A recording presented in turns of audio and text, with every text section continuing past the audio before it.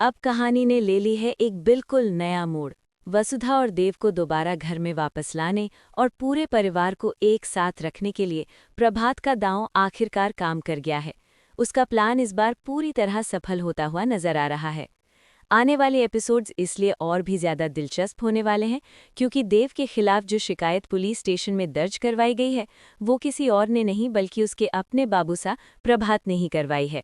प्रभात का मकसद देव को रोकना था, परिवार को टूटने से बचाना था और वसुधा को भी इस घर से दूर जाने से रोकना था। इसी वजह से उसने ये चाल चली। इस प्लान के चलते अब घर में एक फीमेल कांस्टेबल रहने वाली है और इसी कारण देव और वसुधा को एक ही कमरे में रहना पड़ेगा। यही वो मोड़ है जहां से दोनों के बीच की दूरियां खत्म होने लगेंगी, गलतफहमियां दूर होंगी और रिश्ता एक बार फिर मजबूत होता नजर आएगा। वहीं दूसरी तरफ चंद्रिका अब मजबूर है। वो सब कुछ अपनी आंखों के सामने होता देख रही है, लेकिन चाहकर भी कुछ नहीं कर पा रही क्योंकि हालात अब उसके हाथ से निकल चुके हैं।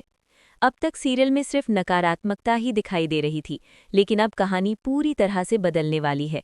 आने वाले ट्रैक में पॉजिटिविटी की शुरुआत होगी और देव वसुधा का रिश्ता हमेशा के लिए मजबूत होता दिखाई देगा।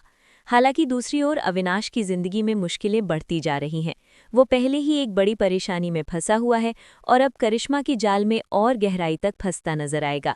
करिश्मा उसे ब्लैकमेल कर अपने फायदे के लिए इस्तेमाल करती रहेगी, लेकिन अब अविनाश को बचाने के लिए देव और वसुधा एक बार फिर साथ खड़े होंगे।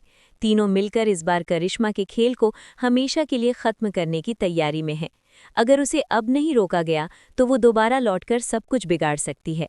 इसी वजह से वसुधा इस बार एक बड़ा और निर्णायक कदम उठाने वाली है। इसके बाद चंद्रिका भी वसुधा के सामने झुकती नजर आएगी। आने वाली एपिसोड्स में वसुधा जीत का परचम लहराती दिखेगी और कहानी पूरी तरह से उसके पक्ष में जाती हुई नजर आएगी। आगे क्या होगा, ये देखना वाकई बेहद रोमांचक होने वाला है। अगर आपको भी ये नया पॉजिटिव ट्रैक पसंद आ रहा है तो अपनी राय कमेंट में ज़रूर बताइए और देखते रहिए सीरियल वसुधा।